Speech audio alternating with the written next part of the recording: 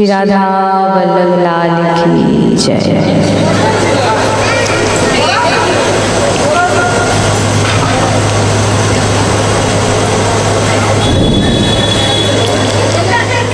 আজকে সবাই কোথায় আছেন? কালকে সব বাড়িতে কি কেউ রাধা রাধা বলেছিলেন? মনে পড়ছিল বারবার নাকি না উপরে উপরে জিজ্ঞাসা করছি বলে বলছেন?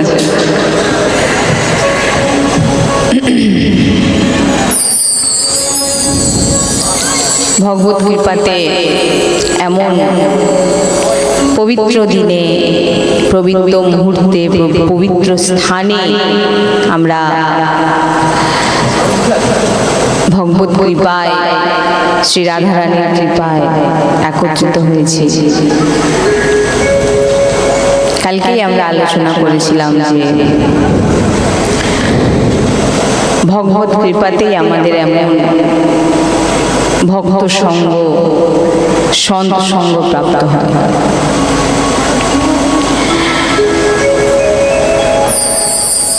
এবং আমরা ভগবানকে প্রাপ্তির জন্যে যে 9টি পদ ভগবান বলে গেছেন, শ্রী প্রহ্লাদজি মহারাজ তিনার পিতাকে বলছেন,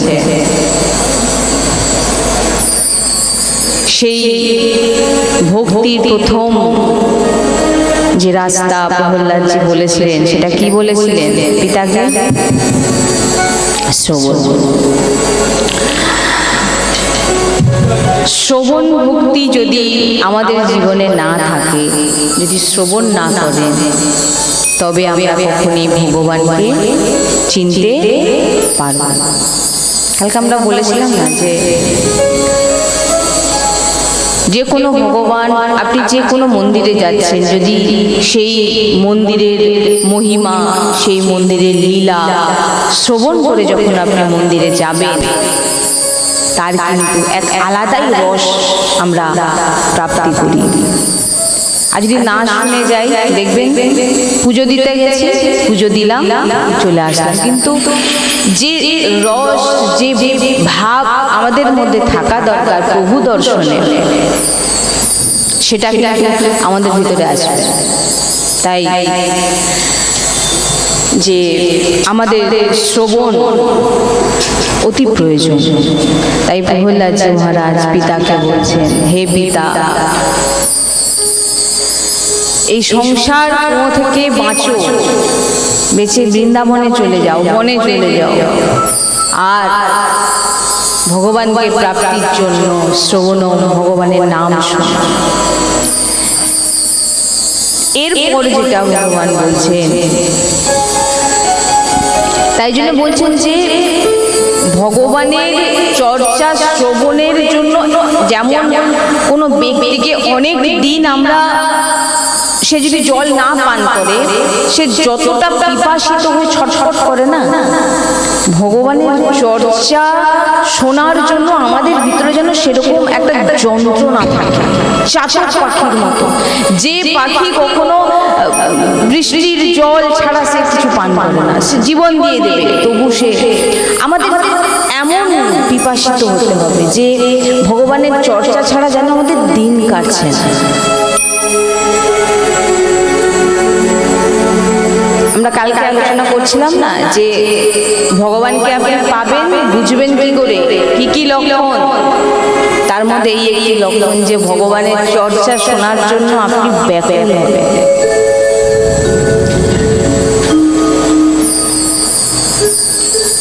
পিপাসিত হয়ে আজ সৎসঙ্গে কি শুনবো, আজকে কি রসাস্বাদন করবো, কি জীবনের যন্ত্রণার যে সমাধান আমি পাবো কিভাবে।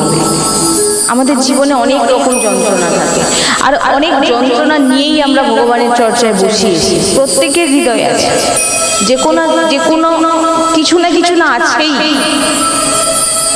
আর যখন সৎসঙ্গ, ভগবান যখন বিরাজমান আপনাদের মধ্যেই বিরাজমান আছে, এবং প্রত্যেকের হৃদয় ভগবান বিরাজমান হয়ে তিনি বুঝতে পারছেন যে এর এই যন্ত্রণা, এর এই যন্ত্রণা, এর এই যন্ত্রণা। আর যে কোনো ভগবত লীলার মাধ্যমে আপনাকে আপনার যন্ত্রণার ওষুধও আপনাকে বলে দেবে যে কি করবে। এই জন্যই সৎসঙ্গ, এই জন্যই ভগবত চর্চা শ্রবণ, এই জন্যই ভাগবত শুনতে হবে। সাধু মহাপুরুষের চরণে বসে। আর একটা জিনিস সবসময় খেয়াল রাখবেন, বিশেষ করে ভগবানের প্রিয়জন কে? ভক্ত।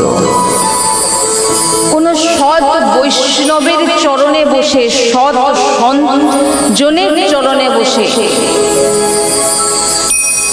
শ্রবণ করার চেষ্টা করুন। কখন বুঝবেন যে সে সৎ? তিনি সৎ। সবাই খারাপ হয় না। আমরা মানে একটা বৈষ্ণব সন্ত ইনাদেরকে যেন একটা অন্যই রূপ দিয়ে রেখেছি কিছু জনের জন্য। কি করে বুঝবেন যে তিনি সৎ না? উনার একটা বাণী দেখবেন আপনার হৃদয় তীরের মতো লাগছে, তখন আপনি বুঝতে পারবেন যে এর ভিতরে কিছু তো একটা আছে, কিছু ভগবানের বাণী যখন দেখবেন আপনার হৃদয় লাগছে না। এটা এই লক্ষণটা আমি আমার গুরুজির কাছে শ্রবণ করেছিলাম। সদ্গুরুদেব ভগবান বলেন কি করে বুঝবে? আসল নোট থাকলেই তারপরে তার দেখেই নোট হয়। আসল নোট নিশ্চয়ই হয়, হয়তো আসল সন্ত জন মহাপুরুষ আছেন, তারপরেই আপনি যা নাম দিতে পারবেন। কি করে বুঝবেন?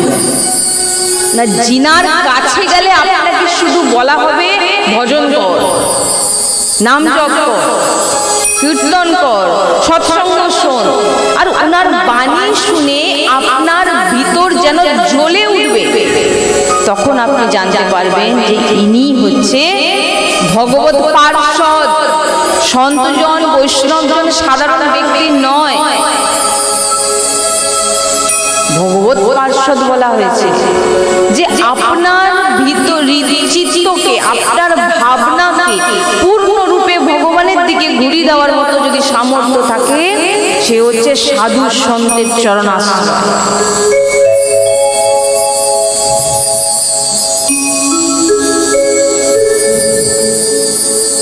বৃন্দাবনে যাবেন, বৃন্দাবনে দেখবেন গলিতে গলিতে পড়ে আছে, না আছে ভেষ, না আছে কোনো রূপ, না আছে হয়তো কৌপিন ছাড়া হয়তো দেহে কোনো বস্ত্রও নেই। পুরো দেহে বৃন্দাবনের রজ ভরে ভরে লাগানো আছে, আর রাধে রাধে বলছে না পড়ে আছে। এমন নিষ্ঠা, এমন নিষ্ঠা যে এগুলো বলা যায় না মুখে। কিছু কিছু জিনিস হয় দেখবেন যেগুলো আমরা মুখে বলতে পারি না, হৃদয় কেঁদে ওঠে কিন্তু বলতে পারি না, দেখছি কিন্তু বলতে পারি না, অনুভব করছি কিন্তু বলতে পারি না। এমন সাধু সন্তের মহিমা বর্ণনা করা অসম্ভব। আমার যে গুরু মহারাজ জি, আপনারা হয়তো সবাই চিনবেন। বৃন্দাবনে আমি আমার ভগবানের নাম আমি জিহ্বায় নিই না, সবাই চিনবেন। এখন আপনারা নিশ্চয়ই জানবেন, হলুদ বস্ত্র ধারণ করেন, হলুদ তিলক ধারণ করেন, রাধারানী সহচরী বিরাজমান। আমাদের কাছে সাক্ষাৎ রাধারানী। উনার দিন চর্চা শুনলে আপনারা কি বলবেন? উনার দিন চর্চা হচ্ছে রাত 1টা থেকে শুরু হয়েছে, সারাদিন চলছে, সারাদিন। দুটো কিডনি খারাপ, আজ নয় জন্ম থেকে, অনেক বছর পর জানতে পেরেছে। ডাক্তার বলে দিয়েছেন আর বেশি দিন নয় বাবা। গুরুজি কেউ নেই, একা, তেরো হি সাহারা লাডলি, কেউ নেই। গুরুজি বলতেন রাত্রিবেলা যখন শুতাম, ঘুমোতে যেতাম, শয়ন ছোট যেখানে একটা মানুষ কোনো রকম মুড়ে শুতে পারে এমন একটি কুটিরে থাকতেন। এবং গুরুজি রাধা বল্লভজির চিত্রপট, গুরুজির চিত্রপট নিজের ছাতিতে বেঁধে রজ লাগিয়ে চরণামৃত পান করে তিনি শয়ন করতেন যদি রাত্রিবেলা প্রাণ চলে যায়।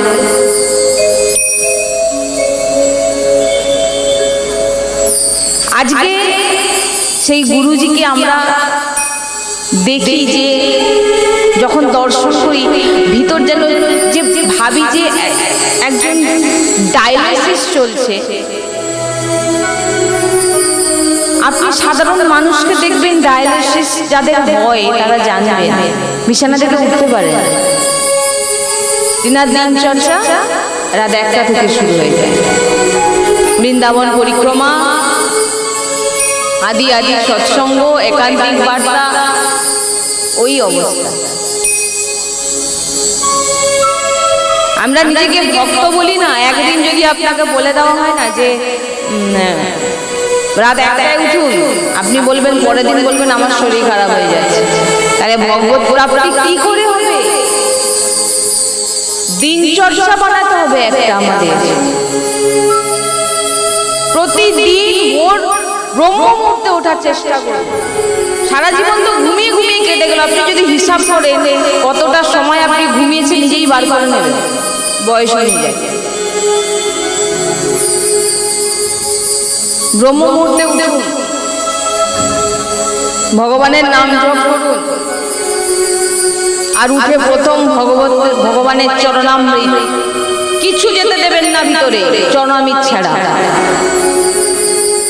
গুরুজি বলেছেন চরণামৃত আগে ভিতরে, আগে প্রথম আপনার ভিতরে শরীরে যাবে কি? চরণামৃত, ব্রজরজ।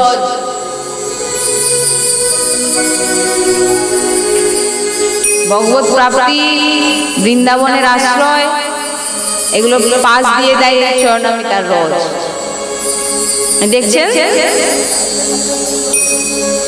ব্রজে যাবেন, গলিতে, যমুনার তীরে, রাধা বল্লভজির মন্দিরে পড়ে আছে, ভজন করছেন, আকাশ বৃত্তিতে যা কিছু আছে পাচ্ছেন, বলবেন এটাই কি জীবন? জীবন পেয়েছি মজ করে বাঁচবো, পড়ে পড়ে থাকবো। সাধারণ মানুষের চিন্তাধারা এটা। তুমি যদি বুঝে থাকবে যে পড়ে থাকার মধ্যে কত রস, কত প্রেম, কত আনন্দ, তুমিও পড়ে থাকবে। তাই সাধু সজ্জনের আমিও সবসময় আমার ভাবনায় আসে যেটা, যে হয়তো এখানে বসে আপনাদের শ্রবণ করানোর মতো যোগ্যতা আমার নেই যদি গুরু কৃপা না থাকে। আজ এখানে যদি আমি একটা কথাও বলে থাকি, সবই গুরু বাণী, গুরু কৃপা, তারপর আমার লাডলির কৃপা। আগে আমার গুরু কৃপা, কারণ লাডলি তো অনন্ত জন্ম ধরে আছে, কিন্তু আমি তো জন্ম ধরে লাডলি কতটাও চিনি। বলুন আপনারা সবাই রাধা নাম বলেন তো, না বলেন না? রাধা কৃষ্ণ বলেন তো, কিন্তু রাধার নাম কখন আপনার নিতে ইচ্ছে হবে যে শুধুই রাধা নাম নিই কেন? যখন আপনি রাধার নামের সম্পর্কে জানতে পারবেন, তখন আপনি বুঝতে পারবেন যে রাধা রাধা কেন বলছে বৃন্দাবনে সবাই, কেন রাধা রাধা বলছে, কেন পড়ে আছে। এই রোজ মানে কি? এই যে আমরা রোজ রোজ রাধা রানীর স্বয়ং রাধা প্রিয়া প্রিয়তম লাডলি লালের চরণ তিনি বিহরণ করছে বৃন্দাবনে নিত্য। আজ নয়, অনেক যুগ আগে নয়, নিত্য হচ্ছে। সেই রজ আমরা মস্তকে লাগাই। রাধা নামের সম্পর্কে শুনলে তারপর তো আপনি বুঝতে পারবেন না, নাহলে আমরা সবাই রাধা কৃষ্ণ নাম নিয়েছি, কিন্তু আমাদের কাছে সব থেকে আগে আসে, আমারও আসতো একসময়, আপনাদের মতো আমিও একসময় বলেছিলাম যে আগে আমার ভগবান শ্রীকৃষ্ণ রাধা কৃষ্ণের যদি শ্রী বিগ্রহ বিরাজমান থাকতো তো আমার দৃষ্টি আগে কোথায় যেত? কৃষ্ণের চরণ। রাধা রানীর দিকে মনে হলো তো দেখলাম, নাহলে কৃষ্ণের দিকেই নেত্রটা থাকতো। কেন না আমরা অতটুকুই জেনেছি।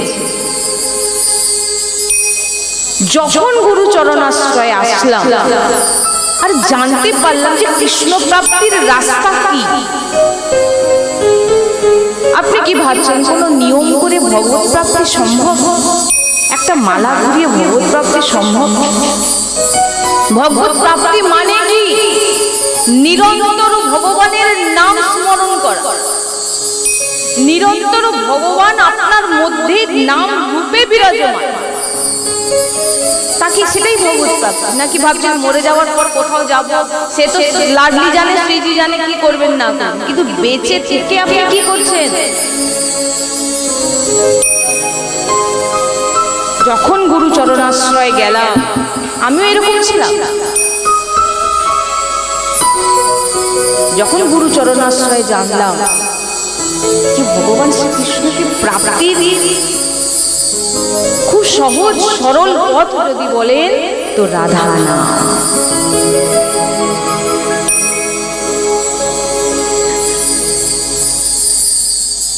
এত করুণাময়, এত কৃপাময় যে বৃন্দাবনের এক ভক্ত, তিনার নাম ছিল কৃষ্ণদাস। কি নাম? জোরে বলুন। তিনি একবার এক পিতামহ ভীষ্মের এক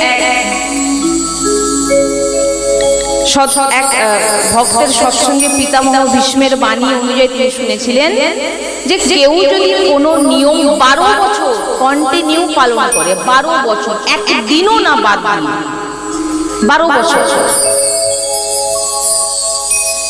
এবারে বলবেন নিয়ম মানে কি ভোরবেলা কোথাও একটা ঘুরতে যাওয়া, বা নিয়ম মানে কি আমি প্রতিদিন উঠে পড়ে আমি এই কাজটা আমার নিয়ম, সকালবেলা উঠে পড়ে এই ব্রেকফাস্ট আমার দরকার, এইরকম নিয়ম নয়। কেউ নাম জপ করে, সে নিয়ম বানিয়ে নেয় যে প্রতিদিন সকালে উঠে আমি আমার প্রথম কাজ নাম জপ করা। আবার কেউ নিয়ম বানাচ্ছে যে আমার প্রথম কাজ হচ্ছে লাডলি লালের সেবা করা। আবার কারোর কাজ হচ্ছে গুরু চরণ সেবা করা। একদিনও বাদ যাবে না, যত ঝড় বৃষ্টি যা কিছু হোক না কেন, যত অসুস্থতা আসুক না কেন, যতক্ষণ শ্বাস আছে ততক্ষণ নিয়ম পালন করা। তো কৃষ্ণদাসজি শুনে তিনি মনে মনে ভাবলেন যে তাহলে আমি একটা নিয়ম নেব। কি নিয়ম নেব? না, আমি প্রতিদিন আমার লাল যুগে একটি করে মালা আমি নিজের হাতে তৈরি করে আমি পরাবো প্রতিদিন। আর 12 বছর পর আমি এটাই চাই। এবারে নিয়ম সিদ্ধ হয়ে যাবে যখন আপনি 12 বছর একদিনও বাদ দেবেন না। তখন কি হবে না, ওই যে 12 বছরের যে নিয়ম আপনি পালন করেছেন সেই নিয়ম সিদ্ধ হয়ে যাবে, এবং ভগবান আপনার মনের মতো আপনি যেটা চাইবেন সেটা আপনাকে দেবে। যেটা চাইবেন মানে 12 বছর কেউ যদি নিয়ম একই রকম পালন করে থাকে, সে সোনা দেয় না, গয়নাগাটি, বাড়িঘর, এটা কোনো দিনে চাইবে না। তো চিন্তা নেই, সেটা চাইলেও পেয়ে যায়। কেউ যদি চায়, গুরুজির কাছে বলেন, গুরুজির কাছে গিয়ে অনেকে জিজ্ঞাসা করেন, আচ্ছা মহারাজজি আমি ধন কামাবো কি করে? রাধা নাম জপ করলে ধন পাওয়া যাবে? গুরুজি বলে খুব পাবে, আগে জপ শুরু করো। তো কৃষ্ণদাস নিয়ম নিলেন যে আমি প্রতিদিন আমার লাল যুগে আমি মালা পরাবো প্রতিদিন। আর 12 বছর শেষ হলে 13 বছরের প্রথম দিন যেন স্বয়ং লালজু আমার বাড়িতে যায় মালা পরতে। তিনার ইচ্ছাটা ওইটাই রাখে। 1 বছর কাটলো, 2 বছর কাটলো, ঝড় বৃষ্টি, শরীর অসুস্থতা, কোনো কিছু না মেনে প্রতিদিনের নিয়ম তিনি পালন করেন। প্রতিদিন পুষ্প চয়ন করে নিজের হাতে মালা করে তিনি ভগবানকে অর্পিত করতেন। এইরকম 3 বছর, 4 বছর, 5 বছর, আজ 10 বছরে হলো। খুব খুশি যে এবার আমার লালা আমার ঘরে আসবে মালা পরতে। 11 বছর, 12 বছর, 12 বছরের লাস্ট দিন মালা গাচ্ছেন, গেঁথে বলছেন যে পড়াতে যাচ্ছেন, দিয়ে পড়াতে গিয়ে বলছেন লালা কালকে তাড়াতাড়ি চলে আসবি, আমি মালা গেঁথে নিয়ে বসে থাকবো, তোকে পড়াবো। বলে দিয়ে চলে আসেন, বসে আছেন। 13 বছরে পড়লো প্রথম দিন, সারাদিন কেটে গেল, মালা নিয়ে বসে আছেন, প্রভু আর আসেন। 56 ভোগও বানিয়ে রেখেছেন, প্রভু আসবেন মানে ভোগও দিতে হবে, প্রভু আসেন। সারাদিন মনে মনে বিচার করছেন, হয়তো মন্দিরে অনেক ভিড় থাকার জন্য আমার লালা হয়তো আসতে পারছে না। যখন 13 বছরের প্রথম দিন কেটে গেল, রাত কেটে গেল, পরের দিন প্রভুর ওপরে প্রচন্ড রেগে গেলেন কৃষ্ণদাস। বলে এই জন্যে তো লোক চোর বলে, আর এই জন্যে লোক তেরা বাঁকা বলে। বলে আমার চাই না এমন ভোগ। 56 ভোগকে একটা কাপড়ের পুটলির মধ্যে বেঁধে পিঠে নিয়ে মালা নিয়ে চলছেন কোথায় না বর্ষানা। আর কাজে নেই এই বেকাটার কাছে থেকে। কৃষ্ণদাসজি বলছেন যাচ্ছেন, যেতে যেতে দেখছেন যখনই নন্দালয় বেরিয়ে তিনি যাচ্ছেন বর্ষানার দিকে, তখন দেখলেন অসংখ্য গাই আর মাঝখানে একটি বালক আসছে, ধুলো উড়িয়ে, মানে একদম ধোঁয়া হয়ে গেছে, এত ধুলো উঠছে। দূর থেকে দেখলেন, বললেন আমি যাবো কি করে বর্ষানা। পাশে একটি গাছ ছিল, বসে বললেন গৌমাতা আসছে, সব চলে যাক। মাঝখান থেকে বালক বেরিয়েছে, বলছেন আরে বাবা এ নলা গৌমাতা এখানে আছে। হ্যাঁ, তো ব্রজ ভাষায় বলছেন যে তোর বর্ষানায় যেতে 2-3 দিন লেগে যাবে এখন, কারণ এত গৌমাতা পরিষ্কার হতে অনেক সময় লাগে।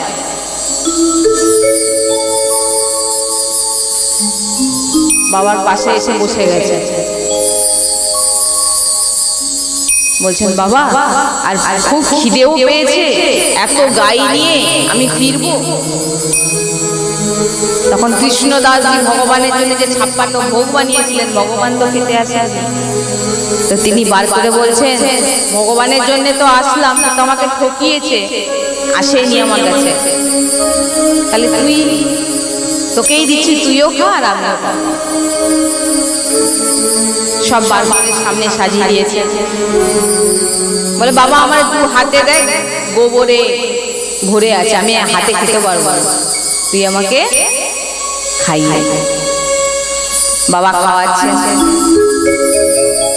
খাওয়ানোর পর বলছেন বাবা আজকে আমাকে মালা পরাবি না।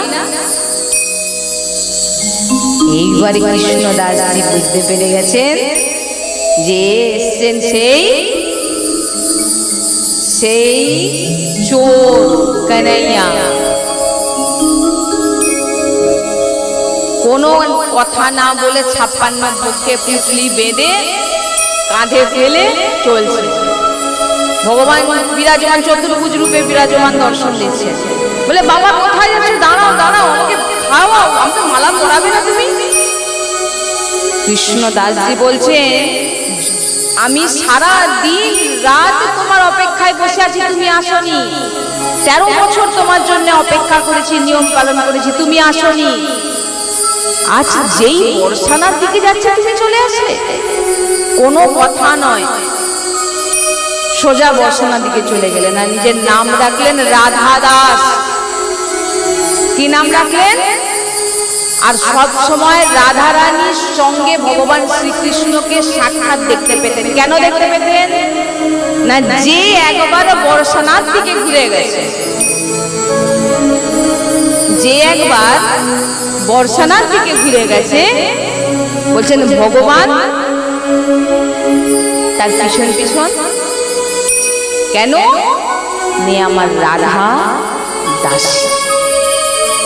কৃষ্ণদাসজি বললেন, আর তোমার সঙ্গে আমার কোনো কাজ নেই, কোনো সম্পর্ক নেই। কেন নেই? না, আমি বুঝে গেছি। এতদিন ডাকলাম তুমি আসতে না, আজ যা আমি বর্ষণার দিকে ঘুরেছি তুমি সেই চলে এসেছো যেচে মালা পড়তে, আর আমি দিন রাত অপেক্ষা করছি তোমার জন্য, তুমি আসো। এবারে বুঝে গেছি আমার আসল ঠিকানা কোথায়। তোমাকে যদি অধীন আমি করতে পারি তো কেবল আর কেবল রাধা রানীর চরণাশ্রয় ধরেই, নচেৎ অসম্ভব। এবং তিনি বর্ষানায় গিয়ে নিজের নাম বদলে রাখলেন কি? রাধা দাস। শোনার পর কি মনে হচ্ছে? মনে হয় না যে রাধা নামে কত গুরুত্ব? এই জন্যে প্রহ্লাদজি বলছেন, প্রথম ভক্তি শ্রবণ করুন। প্রথম শ্রবণ। আপনি আগে কীর্তনে বসে গেলেন, শুনলেন না, আপনি কীর্তনের সে লাভ পাবেন না। কীর্তনে কিসের জন্য এসেছে? কি করতে এসেছে? যদি কীর্তন করতে করতে আপনি সংসারের চিন্তা করেন, আপনার কীর্তন কি, কাকে ডাকছেন, কিসের জন্য করছেন? কীর্তন করা হয় ভগবানকে নিজের ভিতরে নিজে না থাকা। কি বললাম? দেহ শূন্য হয়ে যাওয়া। আপনি, আপনার দেহ আছে কিন্তু আপনি নেই। কীর্তন করছেন, কীর্তন করছেন, আপনি আপনার মধ্যে নেই। আপনারা পদ গান করেন তো? হ্যাঁ, পদ গান করেন তো? যিনি, যে মহাপুরুষগণ পদ রচনা করেছেন, তারা কিভাবে রচনা করেছেন? তারা কিভাবে রচনা করেছেন বলেন? তিনারা প্রথমে শ্রবণ করেছেন, এবং শ্রবণ করে ভগবানের আপনাদের রুচি অনুযায়ী বা যিনাদের গুরুদেব আছে সেই নাম নিজের হৃদয়ে ছবির মতো বসিয়ে নিন। কিছু যদি দর্শন করব আমার ইষ্টর নাম, আপনি আপনার যে নাম, যিনাদের দীক্ষা হয়নি, আপনাদের যে নাম রুচি আপনারা নিন। আর যিনার দীক্ষা হয়ে গেছে, তিনার গুরুদেব যে নাম দিয়েছেন, প্রাণধন, প্রাণের সম্পত্তি, গুরুজি যে নাম দিয়েছেন সেই নাম নেই। আর সেই নামকে নিজের হৃদয়ের অন্তরে একদম গেঁথে রাখা। ভিতরে দর্শন করুন নামকে, বাইরে দর্শন করুন নামকে, তবেই আপনার সংসারে জ্বালা থেকে বাঁচবেন, নালে বাঁচতে পারবেন না। আপনি যত টুকটাক করুন, আংটি পড়ুন, মাদুলি পড়ুন, আর আপনি যা কিছু করুন, ভগবতের নাম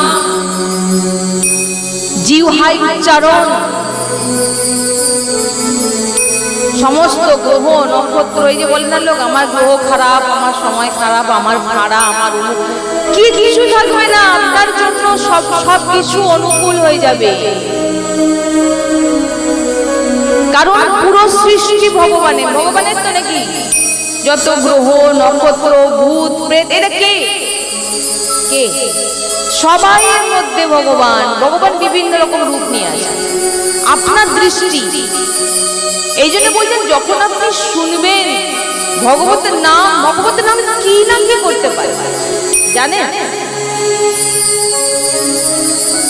কিছু জীবনে না পারুন, জেনে রাখবেন আপনার রুচি অনুযায়ী এবং গুরু প্রদত্ত যে নাম আপনি পেয়েছেন, হৃদয় অন্তরে আর এবং জিহ্বায় উচ্চারণ করা বন্ধ করবেন না।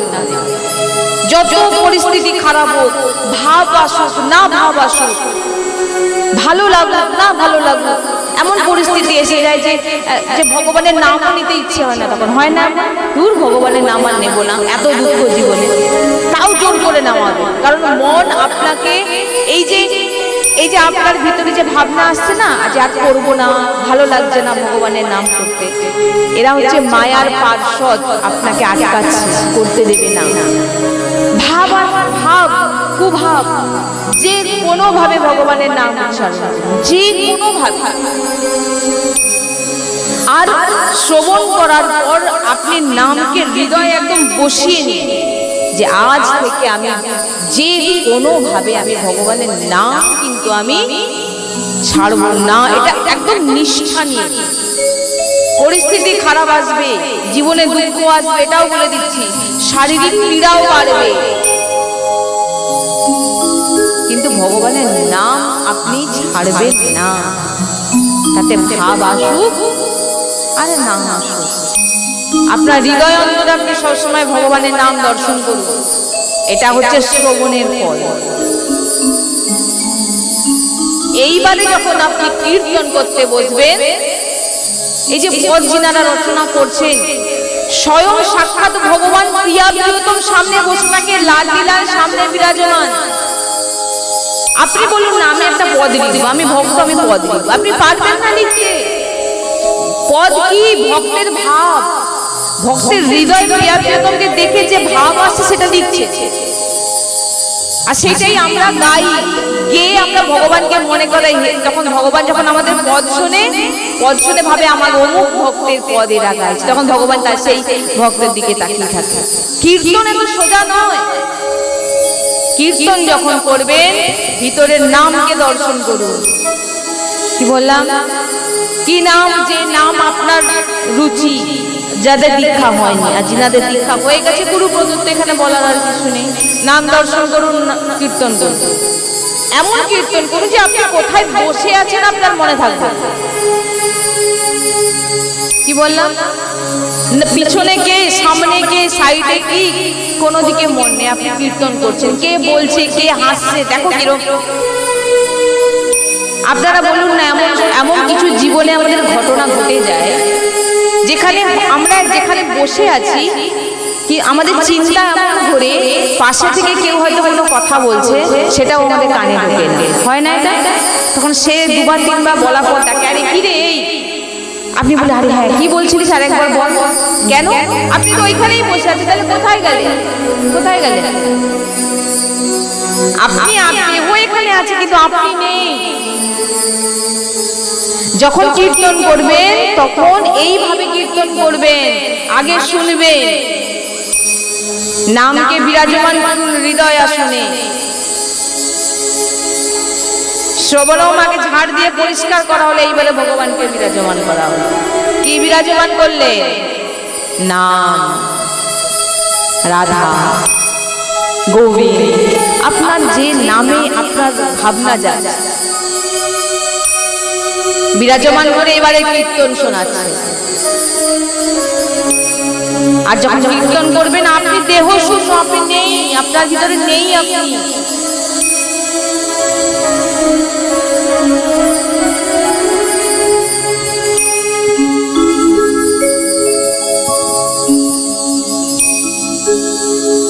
বাবা সুরদাস অন্ধ ছিলেন, দেখতে পেতেন না চোখে।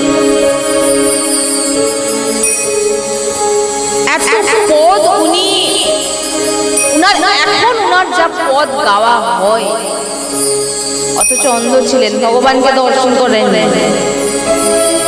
তাহলে এত পদ লিখলেন কি করে?